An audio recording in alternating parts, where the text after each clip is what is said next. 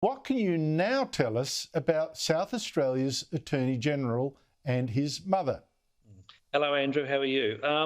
Yeah, we were contacted by people who were asking us to do some research on Viv Maher, right? So Viv Maher is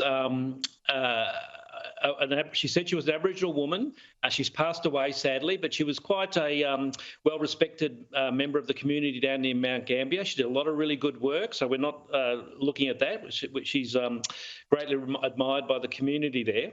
But we were asked to look at her Aboriginality. She is being quoted as saying that later in her career, Viv found and acknowledged her own Aboriginal heritage through a male forebear of her that was married to an Aboriginal Tasmanian woman. And Viv used to say that the name of that wonderful woman has been unrecorded. So we sort of started looking. So we went through her family tree, looked at the male forebears, and we found all the women that they were married to. So there were 10 women. So we analysed them using professional genealogists. We went back through all the records, all the publicly available records, and we found these 10 women, and every one of them had ancestry going back to Germany and England only. We couldn't find any evidence of Aboriginality at all. So it just seems that Vivian may have been mistaken. She might have thought she was Aboriginal, but the genealogical records don't show any Aboriginality at all.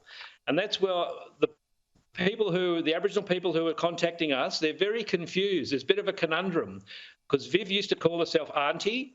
She was acknowledged by the Labor Party as being an auntie. She won a NAIDOC award, I think, in 2016. So she was pretty much accepted as an Aboriginal auntie matriarch in the Mount Gambier region with Tasmanian Aboriginal woman heritage. But the records just don't show that at all. So that's what we can say at this stage. It could be an innocent mistake. We might have made an innocent mistake. I don't know.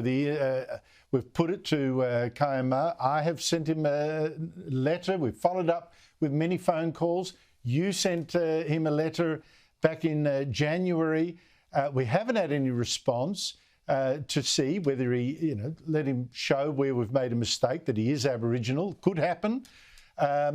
Last night, you showed us how easy it can be to actually prove that kind of thing, to prove you're Aboriginal. It's a process that lots of ordinary people actually have to go through before they get a job that's been reserved for Aborigines, for example. Can you show us again exactly what Mr. Maher could do to satisfy himself and everyone else that he is as Aboriginal as he believes himself to be?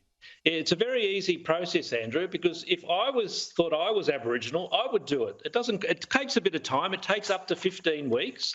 But what Aboriginal people do is, they have the story in their family, they think they're Aboriginal.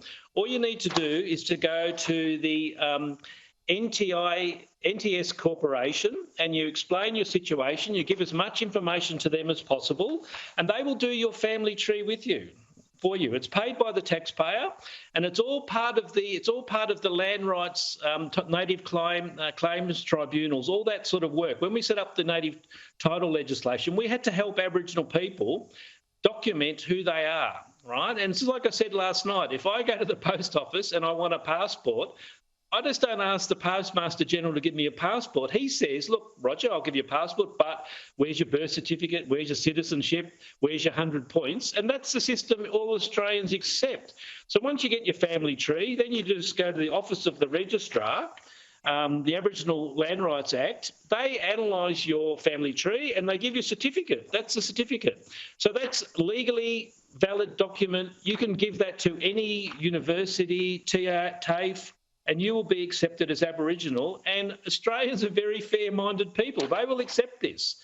So if you've got Aboriginality descent, you're recognised as an Aboriginal yourself, other people recognise an Aboriginal, good, you're Aboriginal. So it's really strange that many senior academics and politicians don't seem to have done this. So that's all we're saying. Aboriginal people and normal Australians are just saying, look, just do the paperwork and you'll get the Aboriginal certificate. It's not rocket science, Andrew.